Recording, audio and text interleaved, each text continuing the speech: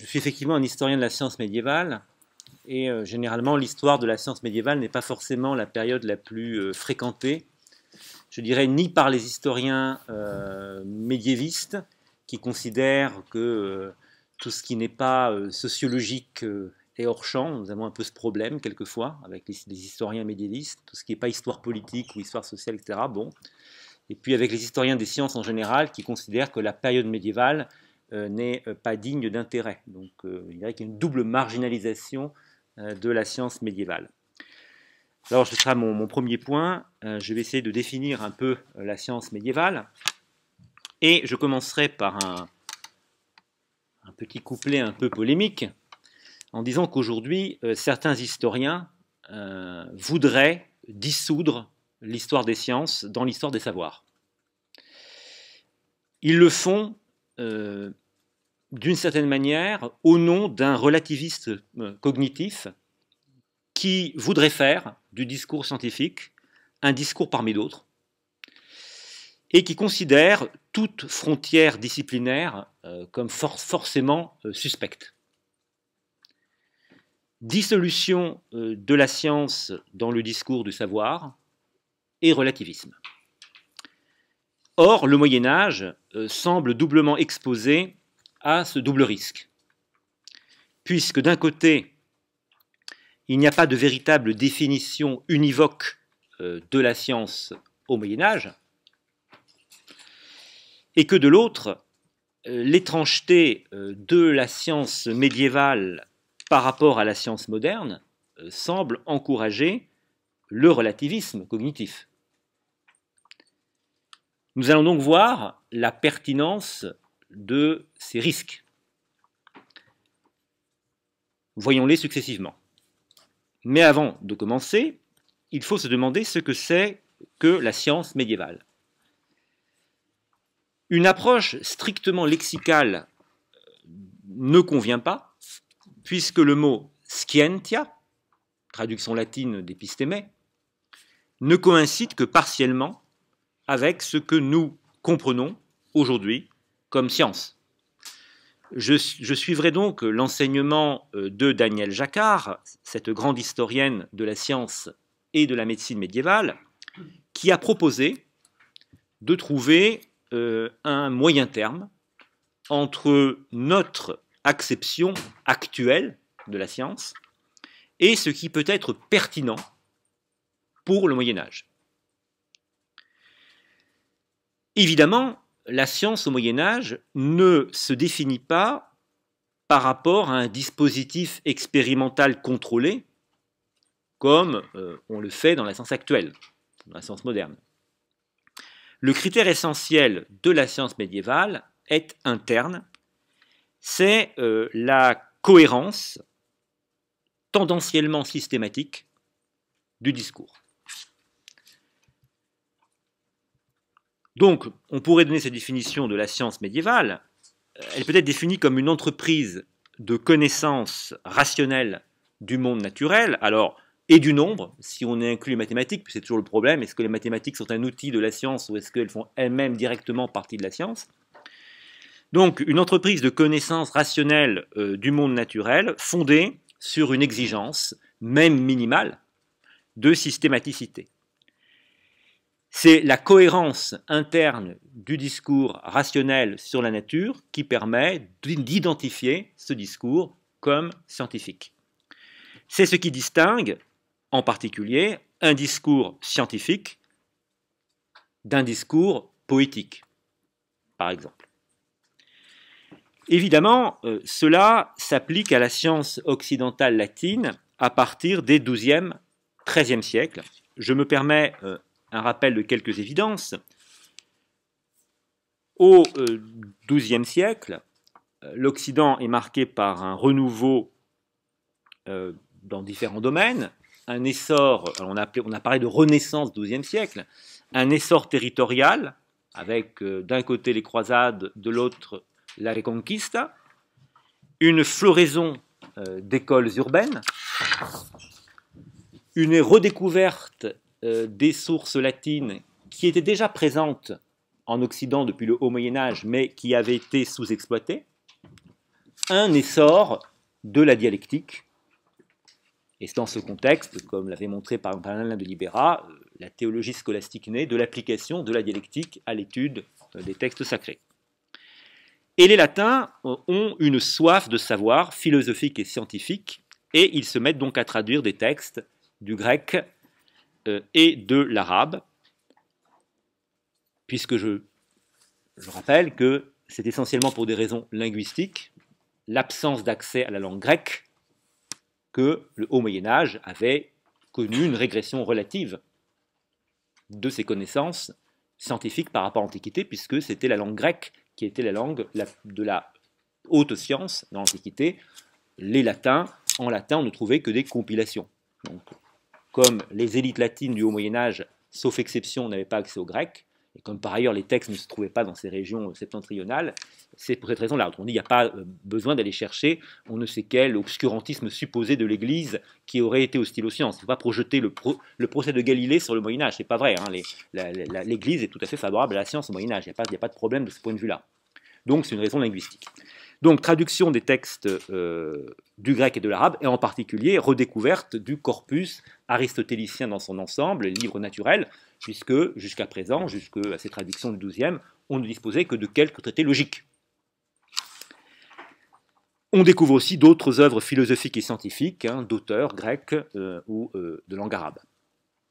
Au début du XIIIe, l'apparition des universités, c'est-à-dire des fédérations d'écoles autonomes, les premières étant à Paris et à Bologne, sont une spécificité de l'Occident latin, et ce sont les universités qui vont assurer au savoir scientifique une continuité institutionnelle et intellectuelle. La science dont il va être question ici est donc prioritairement la science scolastique, la science qu'on enseigne dans les écoles puis dans les universités, quand les universités apparaissent. Et en particulier, ce qui va me retenir, c'est la philosophie naturelle scolastique.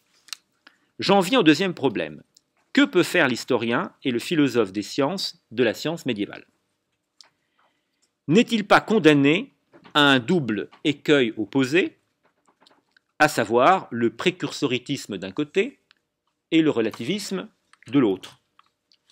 Voilà notre caribe des Scylla épistémologiques. Voyons d'abord le précursoritisme. Ce terme, je l'emploie pour désigner une manière de faire l'histoire qui adopte le point de vue strictement progressiste de la science moderne. Le précursoritisme est menacé à tout moment de tomber dans la téléologie. C'est ce qui a pu être reproché en partie à Pierre Duhem, l'un des premiers investigateur de la science, un des premiers promoteurs de l'étude de la science médiévale dans son Système du monde, écrit au tournant du XIXe et du XXe siècle. C'est effectivement Pierre Duhem et ses sectateurs qu'Edward Grant, le grand historien de la physique médiévale, c'est essentiellement Duhem qui l'attaque lorsqu'il parle de la pox of precursoritis, la vérole precursoritis qui aurait affecté les historiens des sciences. Alors, c'est assez injuste parce que pour Duhem, c'est quand même un peu plus complexe, ça va bien au-delà. Il a quand même perçu des choses qui étaient au-delà de simplement la recherche effrénée du précurseur. Mais disons que le précursoritisme, vous voyez que je tire de cette remarque d'Edward Grant, cela conduit à avoir une vision biaisée de la science médiévale, et on peut se demander quelquefois, c'est peut-être ce que sous-entend Edward Grant, si Duhem n'a pas au fond réhabilité la science médiévale que dans la mesure où, à partir du XIVe siècle, avec l'avènement d'une nouvelle physique, elle préparait graduellement l'avènement de la science moderne. Le jugement, je le répète, est un peu sévère sur l'œuvre de Duhem, car dans les faits, il déborde de beaucoup cette perspective. Néanmoins, l'intérêt pour la science médiévale est parfois motivé par cette recherche de précurseurs. C'est notamment le cas chez certains scientifiques, pas tous, qui se piquent de faire l'histoire de leur discipline. Ce biais du précursoritisme est parfois présent encore aujourd'hui, et c'est une perspective biaisée qui aboutit à une réhabilitation en trompe-l'œil du Moyen-Âge, parce que ce qui est mis en avant, souvent avec beaucoup de contresens et de façon décontextualisée, ce sont les quelques exceptions médiévales, c'est-à-dire notamment les rares cas d'expérimentation au sens moderne du mot, comme la lettre sur l'aimant écrite en 1269 par Pierre de Maricourt, Pierre de Maricourt ayant fait effectivement des travaux, des expérimentations contrôlées avec un aimant, ayant découvert un certain nombre de lois. Cela se fait le plus souvent, cette réhabilitation en trompe-l'œil du Moyen-Âge promue par le précursoritisme, au prix d'une méconnaissance du contexte historique, est un déni et au fond d'un dénigrement de la plupart des œuvres de la science médiévale qui ne rentrent pas dans ce cadre, comment l'appeler, moderno-compatible. Puisque la majorité des œuvres universitaires, et c'est justement pas le cas de la lettre sur l'aimant de Pierre de Maricourt, la plupart des œuvres sont produites dans le cadre de la scolastique universitaire. En d'autres termes, on sauve un Roger Bacon, supposé génial précurseur de Léonard de Vinci, pour mieux dénigrer la scolastique scientifique dans son ensemble. Ce prisme téléologique a été combattu sans relâche par les spécialistes de la science, qu'il s'agisse de Guy Beaujouan, d'Edward Grant, de Michael McVeagh, Daniel Jacquard et bien d'autres. Il n'en est pas moins encore très présent dans l'histoire générale des sciences. Et souvent, les historiens des sciences modernes et contemporaines ont tendance un peu à pratiquer cette forme de précursoritisme. Alors reste, si on veut éviter le précursoritisme, est-on obligé de tomber dans l'autre écueil, à savoir le relativisme? Voyons cet autre écueil. Le relativisme, c'est effectivement que lorsque le chercheur adopte le point de vue strictement relativiste, qu'il considère l'histoire de façon totalement discontinue, il considère que le système de la science médiévale n'est absolument plus comparable avec celui de la science moderne, premier constat du relativisme, mais, et c'est là qu'il devient relativisme, deuxièmement, aucun des deux systèmes, ni médiéval, ni le moderne, n'a plus de valeur que l'autre. Ce serait faire un jugement de valeur sur l'un des deux systèmes. Donc ce sont deux discours dont on ne peut évaluer le plus ou moins degré de vérité, puisqu'ils sont, pour reprendre l'expression célèbre de Thomas Kuhn, incommensurables.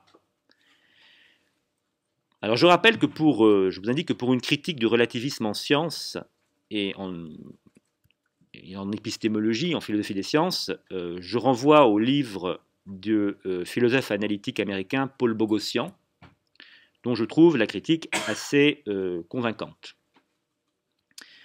Donc, est-on condamné au précursoritisme ou au relativisme?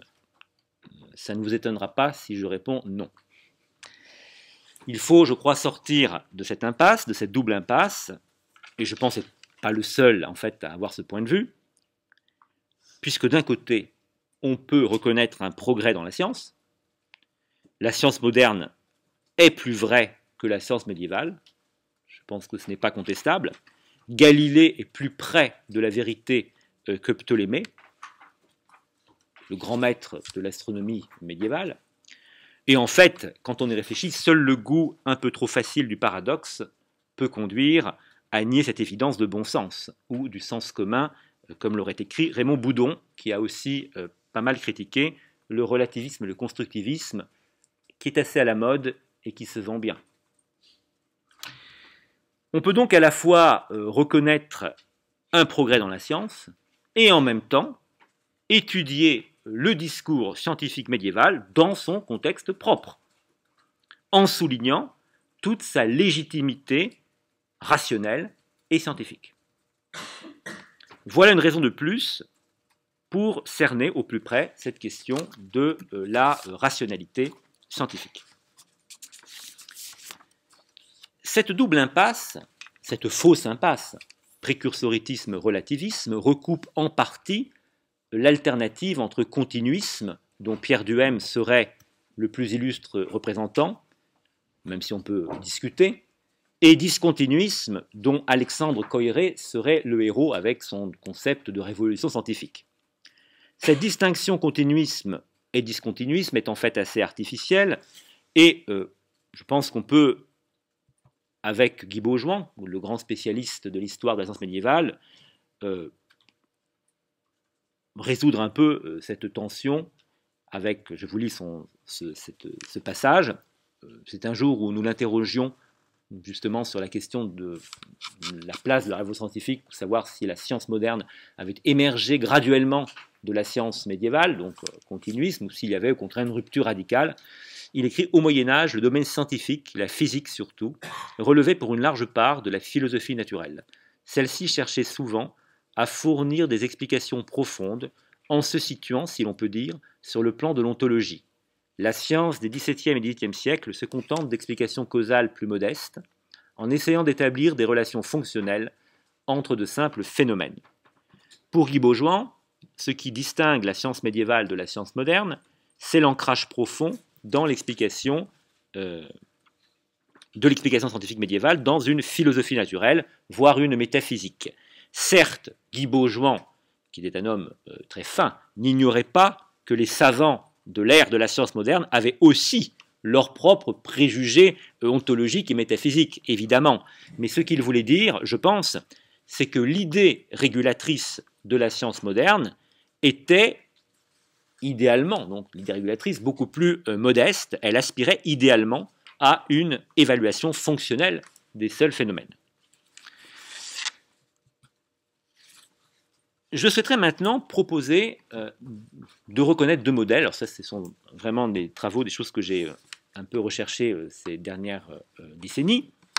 Je souhaiterais entrer davantage dans la rationalité scientifique médiévale en essayant d'identifier pour le XIIIe siècle deux modèles, l'un nettement dominant, l'autre représenté, à ma connaissance, par un seul auteur.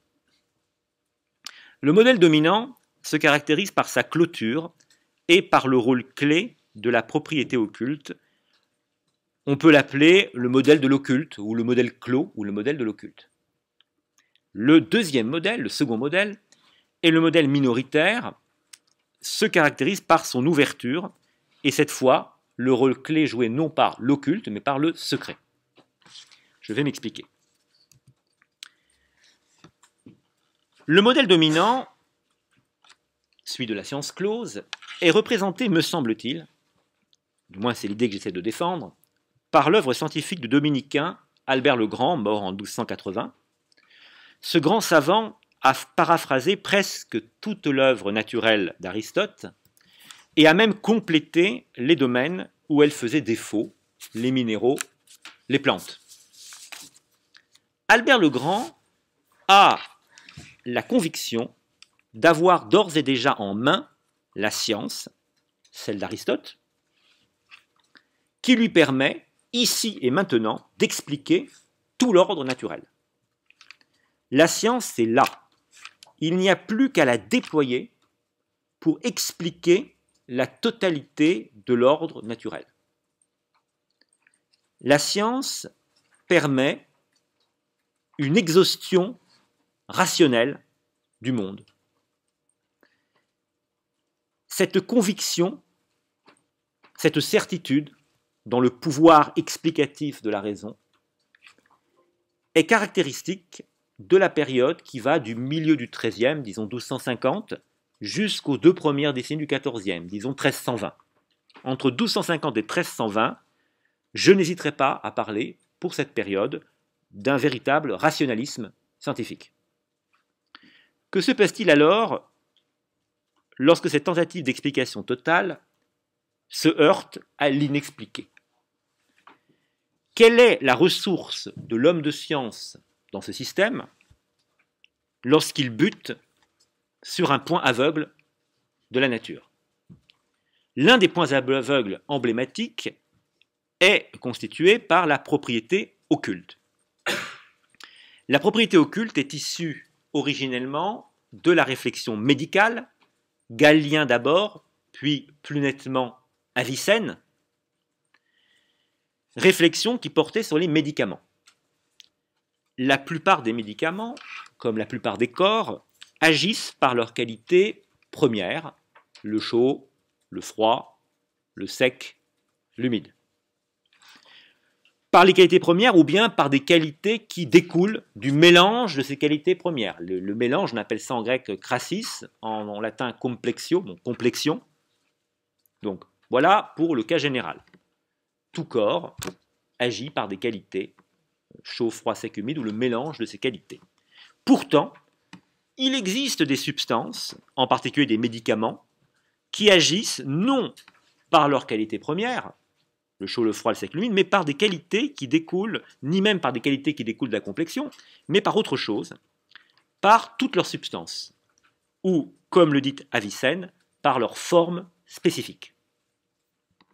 La forme spécifique de ces médicaments particuliers leur confère une propriété occulte qui est responsable de l'opération. Elle est occulte parce qu'elle n'est pas décelable par les sens, et donc elle n'est pas accessible à la connaissance, puisque, dans le cadre péripatéticien, toute connaissance provient d'abord de l'expérience sensible. Ainsi, la rhubarbe ou la scamonée possède le pouvoir de purger la bile, non à cause d'une de ses qualités premières, mais à cause de cette forme spécifique qu'elle a et qui lui confère cette propriété occulte. Cela ne se limite pas aux médicaments, et on explique aussi comme ça l'attraction magnétique. L'aimant attire le fer, non pas parce qu'il est froid ou sec, mais parce qu'il a une propriété occulte, celle d'attirer le fer, et cette propriété provient de sa forme spécifique d'aimant. Il y a donc une différence entre une qualité manifeste et une qualité occulte. Si je touche la braise, je sais tout de suite que la braise est chaude. En revanche, si je touche l'aimant, je n'ai aucune idée de la propriété spécifique qui est la sienne d'attirer le fer. Pour connaître la propriété de l'aimant, je dois faire une expérience en plaçant à proximité de l'aimant un morceau de fer. Chez Avicenne, la forme spécifique d'où découle la propriété occulte est l'équivalent, dans le champ médical, de la forme substantielle dans le champ de la philosophie naturelle ou de la métaphysique. Ces deux matières de désigner la même chose. La forme substantielle définit la chose d'un point de vue ontologique, en renvoyant à l'union idémorphique, l'union de la matière et de la forme. La forme spécifique, qui désigne la même chose, renvoie à l'appartenance de la chose à une espèce donnée. Un aimant, tous les aimants attirent le fer. Le concept de propriété occulte permet ainsi de rendre compte du phénomène qu'on ne peut pas expliquer. Ce faisant, la notion de propriété occulte, le concept de propriété occulte, endigue l'inconnu en lui conférant un statut définitif dans l'ordre des choses, en clôturant l'explication sans rien dire de son contenu. Molière, c'est bien connu, s'en moquera en soulignant le caractère tautologique de la proposition. L'opium fait dormir parce qu'il a la vertu dormitive. Mais en réalité, cette notion a tout son sens dans le contexte d'une science qui vise à l'explication totale du monde naturel par la raison. La propriété occulte n'est une tautologie que si on l'observe, comme Molière, de l'extérieur. Si on se place à l'intérieur de la science scolastique, ce n'est pas une tautologie. Le non connu est véritablement métamorphosé en occulte. La propriété occulte permet donc de rendre compte d'un phénomène inexplicable sans révéler le contenu de l'explication, laquelle reste, ontologiquement, si l'on peut dire, hors de portée de l'intellect humain, puisqu'il s'agit d'une propriété propre à telle ou telle substance. La propriété occulte explique sans expliquer et assume le fait qu'elle n'explique pas. Quel est le type de rationalité qui est en jeu dans ce concept? D'une part, répétons-le, si on se place du côté du cadre scientifique, si on se place en dehors du cadre scientifique en vigueur, celui dans lequel la propriété occulte a un sens, Si on fait comme Molière, on a l'impression d'un escamotage de l'ignorance. De l'autre, si on se place dans le cadre scientifique, on découvre qu'il s'agit d'un parachèvement, d'une clôture définitive de l'explication scientifique. Et c'est en quelque sorte quelque chose d'assez frappant. La science n'est plus inquiète. Elle n'est plus menacée, on dirait aujourd'hui, d'un bouleversement de paradigme en quelque sorte. Elle n'est plus inquiète. Elle n'est plus inquiétée par du non encore connaissable. Ce qu'on ne connaît pas est d'ores et déjà définitivement encapsulé dans l'occulte naturel. Cette conversion du non encore connu en définitivement occulte naturel est une opération hautement rationaliste. L'occulte devient ainsi la clé de voûte de tout l'édifice explicatif du monde. L'occulte permet de réaliser idéalement l'épuisement rationnel de la totalité du monde, l'exhaustion rationnelle de la totalité du monde naturel. Jamais, peut-être, la science n'a eu pareille conviction. Passons maintenant au second modèle, celui de la science ouverte. La science ouverte est représentée, me semble-t-il, c'est l'idée que je défends encore, après on pourra discuter, par la figure du franciscain Roger Bacon, autre grande figure du XIIIe siècle. La vie intellectuelle de ce savant anglais se divise en deux parties. Il est d'abord maître ès-arts, c'est-à-dire qu'en fait il enseigne à la faculté de philosophie de Paris. Et c'est l'un des pionniers du commentaire de la physique d'Aristote. Puis après 1248-1249, il n'est plus rattaché à l'université. Alors, comme le dit Jeremy Hackett, il devient independent scholar. Aujourd'hui, c'est le nom qu'on donne aux nombreux chercheurs qui n'arrivent pas à trouver un poste. Donc, voilà, il devient chercheur indépendant. C'est l'art de la périphrase. Et il s'engage dans une réflexion singulière qui rompt jusqu'à un certain point avec la science scolastique dominante. Il devient franciscain en 1256-1257, et à partir de 1266, cela est bien connu, à la demande du pape Clément IV, qu'il avait connu avant qu'il ne devienne pape, Roger Bacon écrit un ensemble d'œuvres très originales qui entendent réformer le savoir pour armer la chrétienté contre la venue imminente de l'Antéchrist. Pour ce faire, il souhaite promouvoir la science expérimentale qui est censée permettre d'articuler l'ars, traduction du terme grec techné, l'activité de production, on va dire l'art, mais c'est pas l'art, c'est de l'art dans ce sens-là, et la natura, donc la nature. Il s'agit d'articuler donc ars et natura pour prolonger considérablement la portée des sciences purement spéculatives. Dans cette prolongation de la science par la science expérimentale, il existe un espace indéfini de découverte possible, c'est le territoire des secrets de la nature. Alors, j'attire l'attention là-dessus, dans la terminologie que j'emploie, je distingue occulte et secret. Il y a la même différence qu'entre mystère et secret, en fait, l'occulte étant du côté du mystère. Le secret, pour donner une image, c'est la lettre qui est enfermée dans un coffre. À partir du moment où on ouvre le coffre, il n'y a plus de secret. Tandis que l'occulte, tout comme le mystère, est indiscernable, il ne peut jamais être résolu. Le secret de la nature chez Bacon est donc une occultation provisoire, promise au dévoilement grâce aux ressources de la science expérimentale. La nature a voulu cacher ses secrets pour ne pas les dévoiler aux ignorants. Bon, c'est Dieu qui a voulu que la nature ait des secrets pour que les ignorants n'y aient pas accès, n'en fassent pas mauvais usage. Mais le savant a la capacité indéfinie, pour ne pas dire infinie, de découvrir toujours plus de secrets, de faire la lumière sur ce territoire indéfini des secrets de la nature. La conception baconienne de la science est donc celle d'une science ouverte et donc nécessairement inquiète. Ce modèle est-il plus rationnel ou moins rationnel que le modèle d'Albert le Grand? En fait, je vais répondre différemment, rationnel. Il nous semble certes plus moderne, à nous, nous sommes des modernes, bien qu'ils s'inscrivent aussi dans l'idée archaïque d'une nature cachant ses secrets. Mais ils situent la promesse de conquête rationnelle dans un avenir.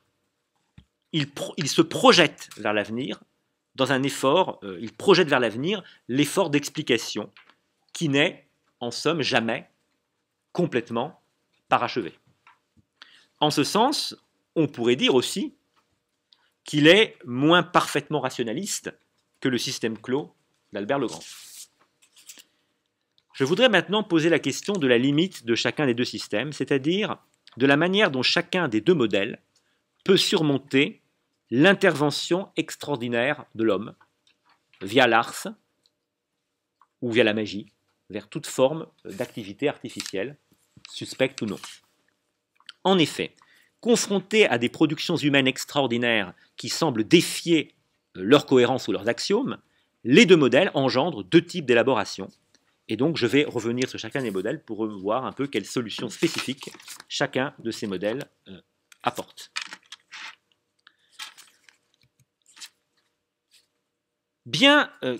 Alors on va commencer par la science close. Bien que la propriété occulte ne soit pas magique, ça je crois l'avoir bien dit, elle naît dans un contexte de médecine et de philosophie naturelle, elle n'a rien de magique, la propriété occulte. Elle joue cependant un rôle fondamental dans l'élaboration du concept de magie naturelle, qui prend son sens dans le système clos d'un Albert le Grand. Pour le faire comprendre, j'aimerais partir d'une définition de la magie, telle que j'ai pu essayer de la préciser à partir des textes et des réflexions que j'ai trouvées pour le Moyen-Âge. Je définirai la magie par deux éléments. Premièrement, le caractère artificiel. La magie commence à partir de l'intervention de l'homme. Et deuxièmement, l'occultation de sa cause. Alors pourquoi son caractère artificiel? Parce qu'il faut distinguer la magie du merveilleux naturel. Les mirabilia naturels, c'est ce que la nature produit. Ce sont les pierres dotées de pouvoir, naturellement. Ce n'est pas de la magie. C'est une conception merveilleux, le merveilleux naturel. Pour parler de magie, il faut quelque chose d'artificiel. De ce point de vue-là, il faut distinguer donc l'amulette. L'amulette, c'est une chose, une pierre, un objet, une patte de lapin qui a une propriété particulière. Ce n'est pas de la magie. En revanche, là où ça commence à de la magie, c'est qu'on fait un talisman, lorsqu'on fait un objet artificiel, une figure artificielle, et qu'on est censé, via le travail humain, la doter d'un certain pouvoir. Deuxième critère, l'occultation de la cause. C'est une condition sine qua non de l'opération magique, et cette cause cachée peut être, selon les points de vue, celui du magicien, celui du théologien, celui du philosophe, différente. Si on considère que la cause cachée, c'est un geste frauduleux ou escamoté, à ce moment-là, c'est la prestidigitation. Et Roger Bacon est l'un des rares auteurs médiévaux à parler très précisément de ce qu'il appelle les joculatores, en fait des prestidigitateurs, mais des fraudeurs. Et il les dénonce, parce qu'il trouve que c'est absolument inutile, frivole et trompeur. Deuxième possibilité, ça peut être une intelligence, un esprit, donc un ange, un démon ou un esprit neutre.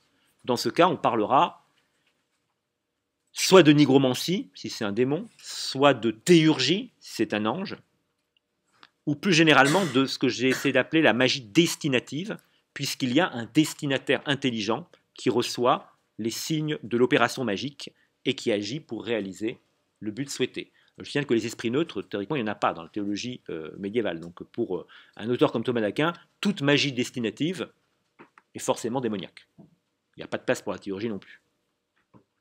Troisième possibilité, une force naturelle cachée, et dans ce cas-là, on a affaire à de la magie naturelle. La magie naturelle, ou magie scientifique au Moyen-Âge, repose sur un paradoxe. La science vise à élucider les causes, alors que la magie est fondée sur l'occultation des causes. Comment une opération peut rester magique si on connaît sa cause?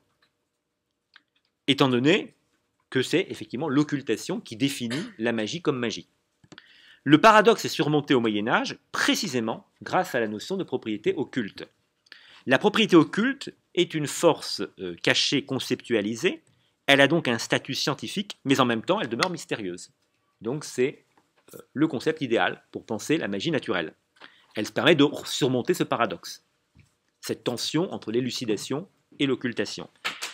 C'est cet endiguement de l'inconnu par un concept scientifique qui ne révèle pas son contenu qui est la clé de la magie naturelle médiévale. Si Albert le Grand n'emploie pas lui-même le terme de magie naturelle qui apparaît chez d'autres auteurs du XIIIe siècle, le concept est bien là. Cependant, la propriété occulte à l'œuvre dans la magie naturelle est une propriété non spécifique ou substantielle, comme celle de l'aimant, mais individuelle ou accidentelle.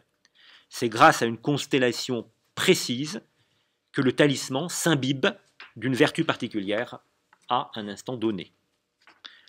Regardons donc maintenant. Donc, dans le modèle de la science close, peut émerger la notion de magie naturelle qui permet précisément de penser les confins de l'inexpliqué, les défis venus de la magie.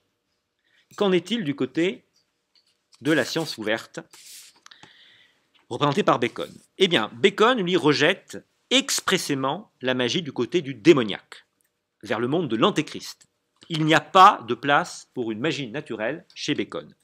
Il oppose la magie à la science expérimentale, qui, entre nous soit dit, arrive à des résultats beaucoup plus audacieux que la magie naturelle, mais justement, ce n'est pas seulement un jeu de mots, hein, il refuse vraiment la magie naturelle, puisque je l'ai dit, c'est la science expérimentale qui doit précisément armer les fidèles contre la magie de l'antéchrist.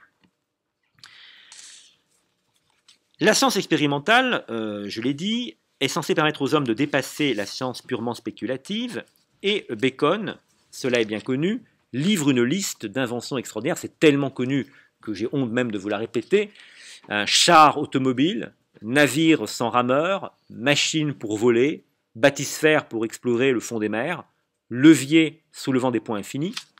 Je ne sais pas combien de temps il me reste, si j'ai le temps de montrer le texte ou non. On a dû commencer à un quart, donc un quart d'heure.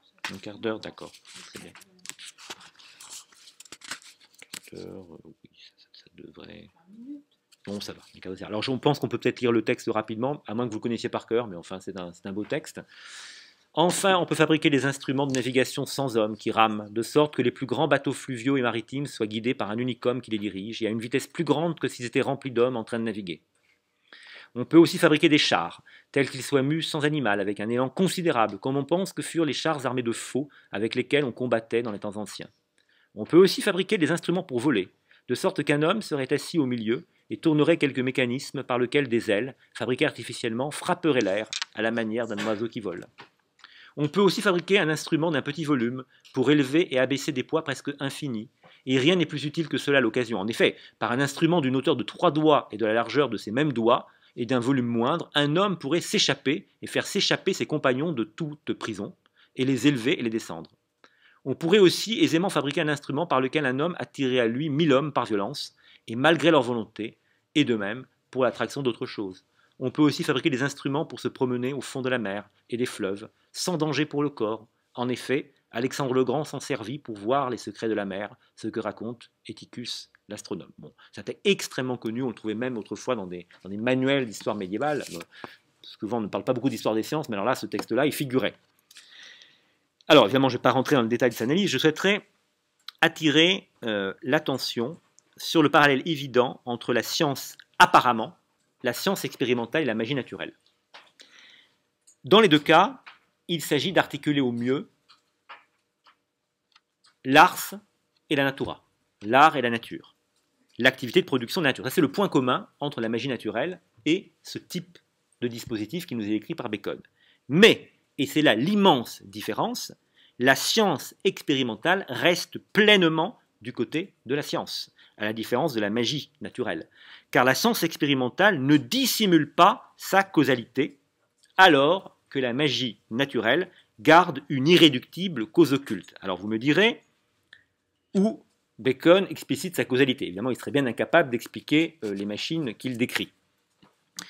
Cette différence est fondamentale et cela me fait penser à un passage assez connu de Max Weber qu'a rappelé lors des journées organisées l'an dernier à Créteil Bruno Bellost, qui m'a tout d'un coup donné l'idée de l'appliquer. C'est un texte très très connu de Weber, vous connaissez certainement par cœur. C'est la différence qu'il fait entre le sauvage et l'homme moderne. Bon, c'est un texte très très connu qui se fie à la science. Alors l'homme moderne se fie à la science et à la technique, à la différence de l'homme sauvage, et il prend l'exemple d'un voyageur qui se trouve dans un tramway. Bien que n'ayant aucune notion scientifique et technique, le voyageur moderne sait simplement qu'il peut compter sur le tramway. Et il a le sentiment qu'il pourrait comprendre le mécanisme du tramway. En d'autres termes, il a la certitude qu'aucune puissance mystérieuse et imprévisible est à l'origine du fonctionnement du tramway. C'est ce que Weber appelle le processus d'intellectualisation. Bon. Bacon est dans le même cas. Ici, il ne peut expliquer comment fonctionneront les chars sans chevaux, mais il postule qu'il y aura un mécanisme tout à fait explicable permettant de faire rouler tous ces instruments sans la force animale. C'est dans ce postulat d'une intelligibilité du processus que cela se sépare radicalement de la magie. Là, donc, point commun, articulation, art et nature, grande différence, la question de la non-occultation de la cause. J'ai choisi d'appeler ce type de projection, au-delà de l'actuellement possible, dans la science, l'utopie scientifique. En me plaçant toujours du point de vue, c'est pas moi qui porte un jugement en disant ces inventions utopiques, c'est qu'il y a le sentiment assez visible de la part de celui qui parle, que ce qu'il décrit est en quelque sorte quelque chose de possible, impossible. Ce n'est pas actuellement tout à fait réalisable dans les conditions de la science de son temps, et il manifeste cette conscience. Bacon est le grand pourvoyeur d'utopies scientifico-techniques au Moyen-Âge, il y en a de différentes sortes, c'est vrai que je travaille depuis 2 ans sur cette utopie scientifique, Et le dévoilement de la cause de la magie, nous l'avons vu, détruit la magie, puisque l'occultation est consubstantielle à la définition de la magie. Au contraire, le principe de connaissance du processus, même s'il s'agit d'une connaissance rêvée, donne à l'utopie scientifique son statut d'utopie scientifique. Et Bacon, je crois, assume pleinement l'utopie scientifique comme une contre-magie. Il a d'abord la conviction qu'il est possible d'accéder, nous l'avons vu, à la pleine connaissance du processus, non encore dévoilé. C'est pour ça que c'est un philosophe du secret. Et la conviction que l'homme est capable de produire des opérations extraordinaires, en d'autres termes, d'utiliser la puissance de l'art. L'utopie baconienne, l'utopie scientifique baconienne, est résolument une anti-magie. Les inventions qu'il met en avant concurrencent, on pourrait le montrer point par point, les prétentions frauduleuses des magiciens. Bacon disqualifie la magie pour promouvoir une science expérimentale capable d'utiliser toutes les ressources de l'art et toutes les forces de la nature. Il n'y a pas non plus de place pour une magie naturelle chez Bacon parce que la magie naturelle suppose, nous l'avons dit, une causalité occultée, alors que l'utopie scientifique, et Bacon insiste beaucoup là-dessus, même s'il n'emploie évidemment pas le terme l'utopie, puisque c'est un terme qui date du XVIe siècle, Thomas More, pour promouvoir une science expérimentale capable d'utiliser, et il se sert de... je perds ma ligne. Bacon donc, se sert de cette utopie scientifique pour contrer la magie, et il entend la maintenir pleinement, cette utopie scientifique, dans la science. Et donc, évidemment, il a l'espoir que l'ensemble des processus sera connu. Mais attention, là encore, ne tombons pas dans la fausse impression de proximité avec la conception de la science baconienne. Comme l'avait remarqué jadis Guy Baujouan, l'inventivité baconienne est ancrée dans la conviction que ces inventions ont pour la plupart déjà été réalisées. À la fin de ce passage, il écrit « Et ces choses ont été faites dans les temps anciens, et en notre temps elles ont été faites, et cela est certain, excepté l'instrument pour voler que je n'ai pas vu, et je ne connais personne qui l'ait vu. Je connais en revanche un savant qui a imaginé de mener à bien cette invention, et on peut fabriquer presque une infinité d'inventions de ce genre, etc. » Il s'agit en quelque sorte, on pourrait dire, d'une rétro-utopie, d'une utopie visant à la restauration d'une science perdue. Du reste, toutes ces inventions sont des extrapolations à partir de la science du temps de Bacon. Par exemple, Bacon extrapole à partir des travaux sur l'optique, qu'il connaît très bien, parce qu'il s'est beaucoup intéressé à l'optique, et il explique ainsi que des vers grossissants ont permis à César de voir depuis la Gaule ce qui se passe en Angleterre. De surcroît, l'utopie scientifique s'inscrit chez Bacon, nous l'avons dit, dans une perspective eschatologique. Là encore, on a aussi attention aux effets de fausse proximité. Il faut armer la chrétienté en prévision de la venue de l'Antéchrist. De fait, la réforme du savoir que prône Bacon prend sens dans cette perspective d'arrivée imminente de l'Antéchrist. Car cet Antéchrist aura des suppôts, les magiciens, et ces magiciens utiliseront leurs procédés frauduleux contre les fidèles.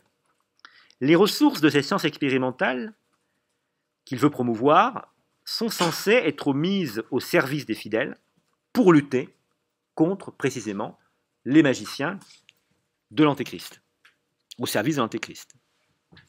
Guy Bourgeois avait montré, et bon, quelques autres aussi, mais surtout lui, l'influence de la pensée joachimite, ou joachimite, on peut dire les deux, sur ces penseurs des années 1260. Je rappelle, Joachim de Flore, un cistercien, XIIe siècle, qui a été très influent, notamment dans les milieux les plus radicaux, les milieux franciscains les plus radicaux. Or, dans l'idée de Joachim de Flore, c'est qu'il avait trois âges. Il y avait l'âge de l'esprit, qui venait après celui du Fils, qui venait lui-même après celui du Père. Or, l'âge de l'esprit, le troisième âge, devait arriver justement dans les années 1260. Et Guy Bourgeois supposait que constatait la coïncidence entre cette décennie 1260 et ce qu'il appelait la conscience de l'aptitude à innover qu'il voyait émerger aussi à peu près dans cette décennie. Dans les médias, ce qui frappe ici, c'est évidemment l'utilité de chacune des inventions, et en particulier l'utilité militaire. Toutes les inventions sont des inventions en fait à visée militaire. Donc on peut schématiquement, avant de conclure, résumer les caractéristiques de cette utopie scientifique de Roger Bacon. C'est une anti-magie, à la fois dans ses buts, concurrencer les fausses promesses de la magie, et dans sa causalité, l'utopie dévoilant sa cause, la magie l'occultant. La science couverte de Bacon, répétons-le, ne laisse aucune place pour la magie naturelle. Deuxièmement, c'est une philosophie du secret. Même si Bacon admet ici et là la notion de propriété occulte, celle-ci ne joue pas un rôle structurant, en particulier pour ses derniers écrits. Ce qui importe, c'est vraiment la notion de secret de la nature, ces secrets qui sont promis au dévoilement progressif grâce à la science expérimentale. Troisièmement, cette science expérimentale tire sa puissance d'une articulation optimale de l'ars et de la nature. Et c'est le troisième point, Bacon est l'un des rares auteurs médiévaux à oser affirmer que l'art peut non seulement égaler la nature, mais même que l'art peut dépasser la nature. Alors que la norme philosophique et théologique dominante imposait normalement de considérer l'art comme simple pourvoyeur d'imitation imparfaite de la nature, thème qui court depuis l'Antiquité. Cette conception exceptionnelle du pouvoir de l'art est évidemment le levier essentiel de l'élaboration de l'utopie scientifico-technique. Cette puissance de l'art permet effectivement d'extrapoler, et c'est le quatrième point, presque à l'infini, à partir des réalisations scientifiques et techniques présentes. Par exemple, les travaux du mathématicien Jordanus de Némours sur la statique conduisent Bacon à imaginer un petit levier capable de soulever des poids presque infinis. C'est le terme est dit. On l'avait vu tout à l'heure, c'est pas grave. L'extrapolation est bien la modalité essentielle d'élaboration de l'utopie scientifique chez Bacon. Nous l'avons dit aussi, cette imagination scientifique a également une dimension archaïque. Il s'agit de retrouver des précédents, souvent situés dans un lointain passé et attestés dans la littérature, par exemple dans le roman d'Alexandre. On l'a vu à propos de la bâtisphère, mais pratiquement toutes les inventions sont fondées sur des précédents littéraires, attestés dans les romans notamment. Et en fait, cette science, c'est la décadence du savoir qui nous a éloignés de ces réalisations. Donc, une vision de restauration d'un savoir, tout autant que d'une progression. Et enfin, il s'agit avant tout, j'y ai insisté, d'un projet eschatologique qui entend fournir aux fidèles les moyens de lutter contre la fraude des sectateurs de l'Antéchrist, au premier rang desquels les magiciens. De ce fait, je le redis aussi, l'utilité de l'utopie scientifique est opposée à la futilité des promesses des magiciens, et cette utilité est avant tout une utilité militaire.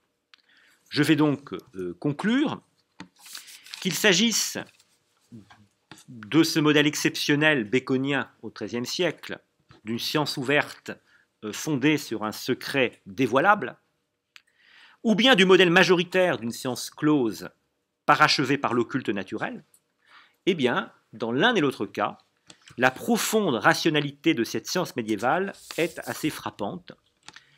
Qu'il s'agisse de la conviction d'un Albert le Grand d'être d'ores et déjà en mesure de maîtriser l'ensemble du monde naturel par la raison, ou bien qu'il s'agisse, comme chez Bacon, d'un optimisme dans les pouvoirs conquérants de la raison scientifique mariée à la technique, dans l'un et l'autre cas, c'est bien une confiance rigoureuse dans l'adéquation de la raison scientifique avec l'ordre naturel qui est à l'œuvre.